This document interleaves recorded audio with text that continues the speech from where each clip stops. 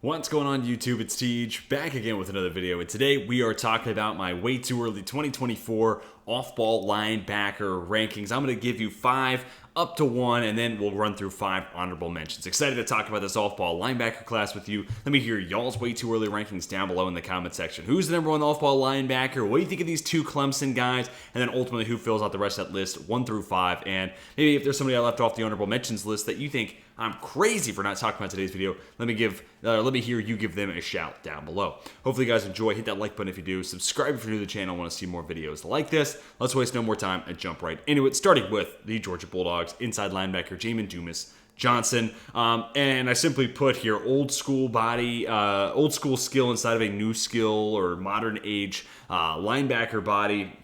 He's 6'1", but 245, so I almost mean that more so in regards to his height. You know, he's not like a Jack Campbell who's 6'5", 245 or somewhere thereabout. But he definitely plays with that 245. He's a thumper. He's an old school guy. And ultimately, that's going to come down to what type of linebacker your team's looking for. Right now, I look at a guy who can find the ball carrier, read and hunt, and find a way to make a play, especially if the play is in front of him in run defense. He's great at crashing downhill, filling run lanes. He plays very instinctual there. But then on the other side of that, in coverage, you can see him thinking, and you can see him trying to digest the offense and where he thinks he should be. And because of that, he tends to be a step out of position. He tends to be a step slow to things in pass coverage. What I think will end up happening this year is he'll take another step forward because he's a pretty young guy.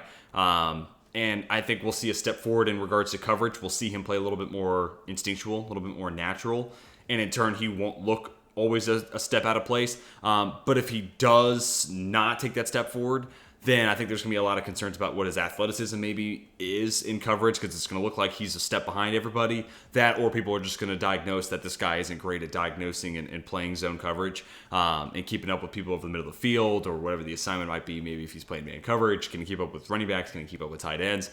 That might be a concern. But when it comes down to the early down stuff, playing the run, he can be used as a blitzer. He's not like a refined, pass rush specialist, but I think there's enough power and downhill explosiveness to where he could be used as kind of a crash blitzer up the middle. But yeah, love how he plays the run. He's very instinctual. He plays very natural there, and that leads me to believe that he'll be able to get there in coverage with some time. But now just going into his second year as a starter there at Georgia, I think this is going to be the year we see that lead.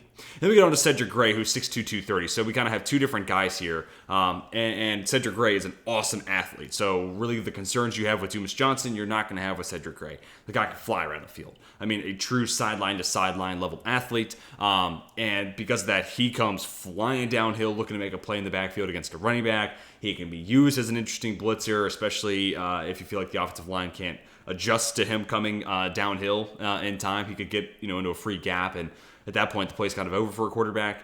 Maybe they can get the throw off and throw it away, but that's going to be a tough challenge with how quick he moves. But then on the flip side, kind of where Dumas Johnson's strengths are against the run, Gray has some of that, but he's also a little raw in coverage. He does it in a different way, where I think Dumas Johnson's a little just unrefined there and still kind of feeling out what his assignment is. Cedric Gray's he anticipates poorly, and I wish I could say otherwise, but he just finds himself at the wrong place at the wrong time.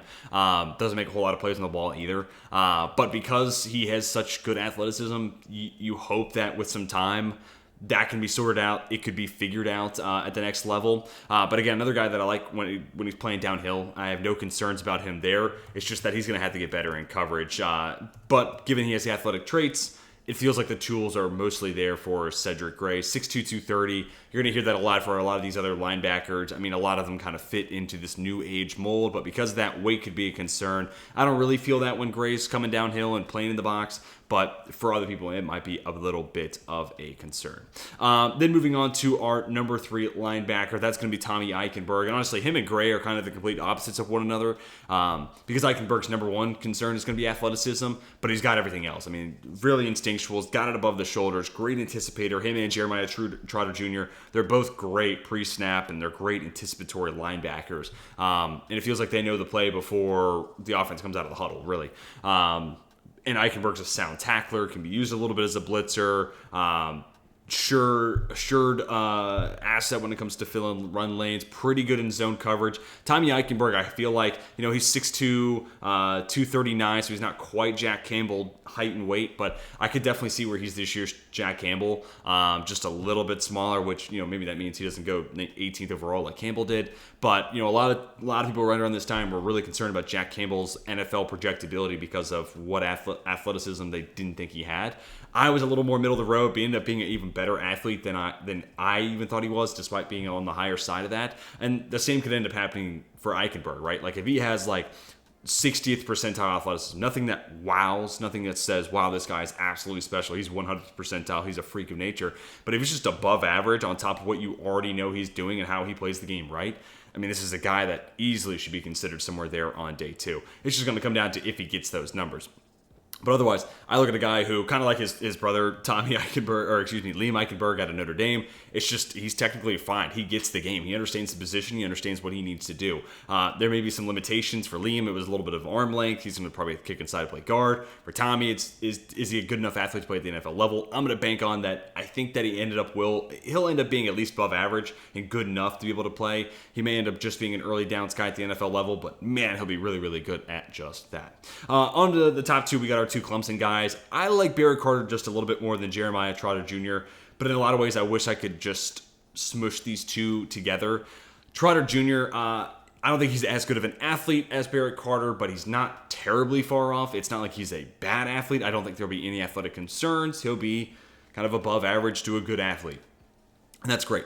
But the pre-snap, the anticipating, it's elite. I mean, this guy can get in the backfield before it feels like the handoff has even been done. I mean, like this guy, for whatever reason, just has a knack to be able to read an offense, know what's coming his way, read offensive line movements, understand, no, this is a counter, or they're actually pulling here. And it's just, the guy's an elite level processor.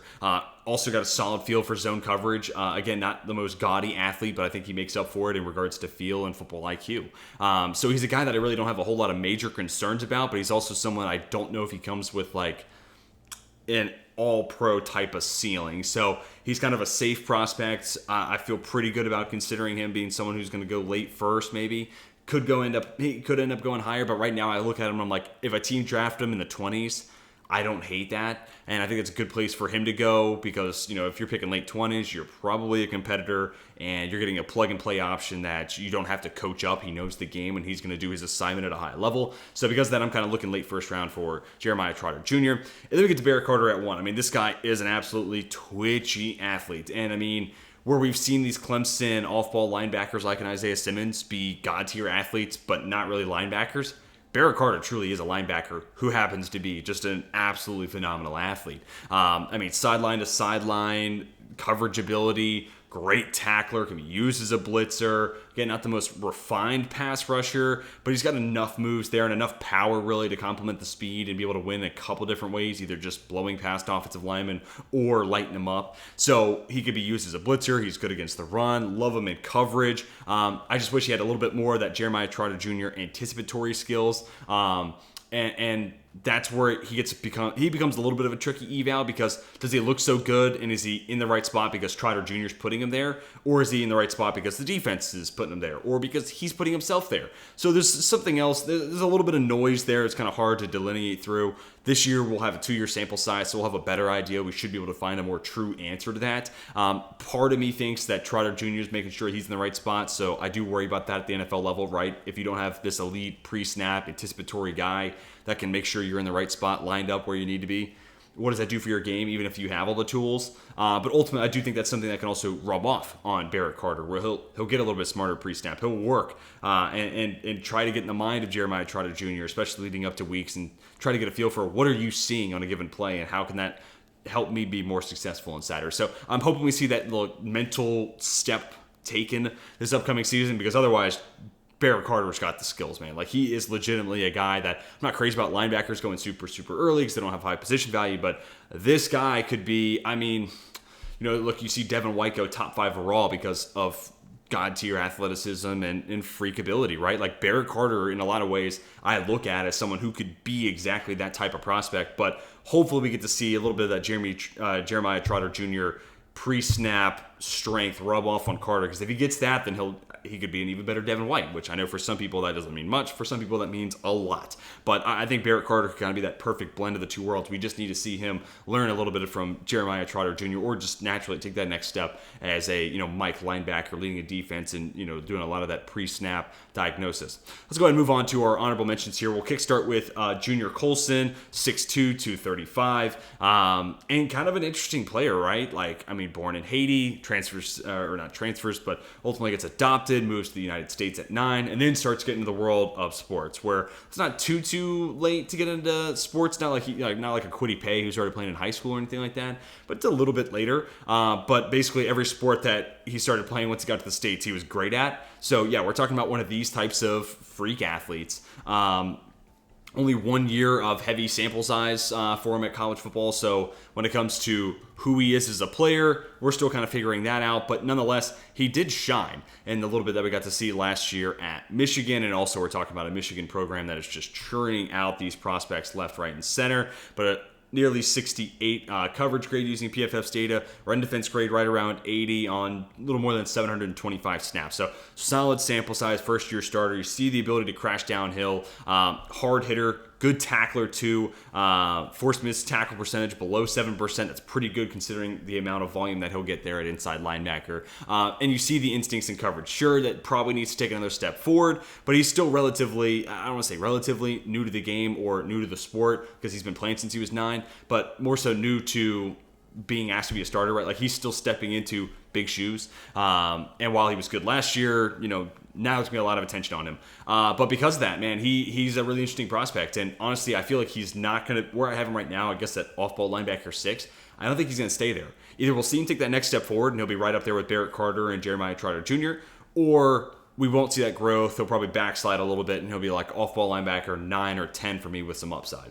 So I feel like off-ball linebacker 6 is the exact spot we won't see him in, but a guy that has a huge upside given really good athleticism, solid size. He's not super small. He's kind of the perfect new age build, and there's still some newness, some rawness that he's trying to work through. So there feels like there's some untapped potential there with Junior Colson. Then we get to Justin Jacobs from Iowa. He was on my way too early linebacker rankings last year, him and Jack Campbell both. I had Campbell just ahead of Jacobs, but still had Jacobs on here. 6'4", 245. I mean, we're talking about a guy with old school prototypical size. We'll see. Maybe Iowa's giving him an inch in height. Maybe they're giving him 10 pounds in weight. We'll see once we get to the combine. But if those numbers are true, 6'4", 245, perfect. Iowa has a knack for developing, NFL talent, especially on the defensive side or at tight end. And now with Jack Campbell gone, there's a lot of production to be eaten up there. A lot of tackles, a lot of TFLs, and a big hole really in that defense that they're going to look for someone, especially with experience, right? Like Justin Jacobs is going to his 3rd year at Iowa. Like he is the ideal person to step into that Jack Campbell role because he's not new. He knows what the defense needs out of that position. So feels like a guy who if he doesn't step up and become that leader of the defense, I would just assume he got hurt. Like, I have a hard time thinking that the defense isn't naturally turning to him for that type of role. But, obviously only played 2 games last year, but if you look at his prior years, man, he's had good production. You go back to 2021, 78 tackle grade, run defense grade right there around the mid-60s, and then, of course, that's 2021. And then, like I said, 2022 only plays in 2 games, week 1, week 4, so we don't really get to see him take that next step. And part of the reason he was on my off-ball linebacker rankings last year was because I just felt like we were going to see that next step forward, and we just didn't.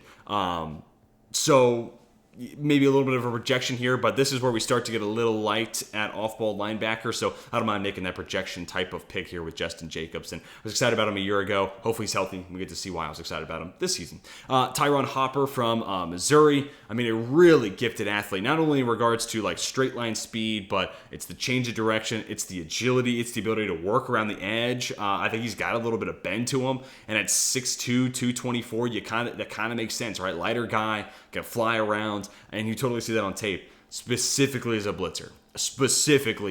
I mean, this guy evading offensive linemen, kind of, you can run stunts and twists with him in that long loop. I mean, offensive linemen have a hard time keeping up with him. You can also line him up straight up off the edge, and there's a good chance that his speed will allow you to win against the outside shoulder of tackles. So he is kind of an off-ball linebacker that I'm not overly impressed with how he plays the run. I think he's fine enough in coverage, But as a blitzer, he's a really interesting player, and I mean, because he's so light, he literally flies. And for the right defense, I think he'd be a really interesting fit. Like a scheme that wants to use blitzing linebackers and doesn't mind. Like I feel like Brian Flores likes Ivan Pace because he's a good blitzer and a fire hydrant. The guy's like 245.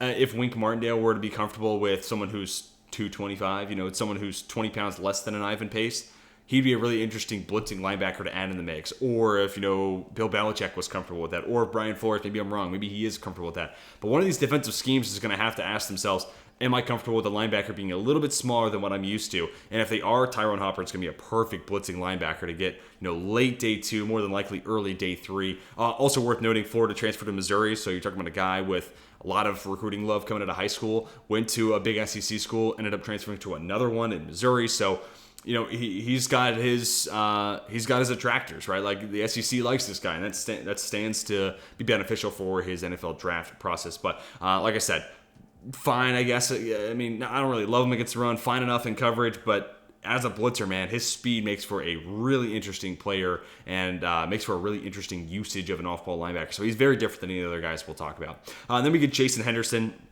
He's 6'1", 225, but he plays the position like an old school linebacker. Last year, ended up leading the country in tackles with 186, and that was second most all time, just behind Luke Kuechly, which is amazing that Kuechly still holds that record. And I mean, his skill sets are that of linebackers 15 and 20 years ago. Like, this guy plays the run great. He's got the pre-snap stuff. He's great at filling lanes, can shoot gaps, and a very sure tackler, and can get in the backfield, right? Like, he does those old school stuff really well. Does do it against smaller school competition, so you have to make note of that. How much of that buoy how he looks, maybe. Would he look as good if he played at Penn State? That's tough to tell. And then coverage isn't great. I do have some concerns about what he might look like at the NFL in a coverage basis, but maybe he'll be a little bit better off in zone-heavy defenses. Like if he's playing quarters and cover 3 religiously, maybe he'll be okay. But specifically in man coverage, I could see him being a step behind linebackers and tight ends alike. So I'm a little concerned about that. But man, if you're looking for kind of a project or just an early down linebacker you can draft early day 3, I think Jason Henderson's a great candidate for that. And then we get Omar Speight, transfer from Oregon State to LSU, 6'1", 233, and I kind of want to start there. 233, it's a little heavier than Hopper, a little heavier than Henderson, and right around the same weight as Junior Colson. But I feel like this guy doesn't play like that. You don't have that thumper that maybe someone like a Junior Colson maybe can kind of play with a little bit more.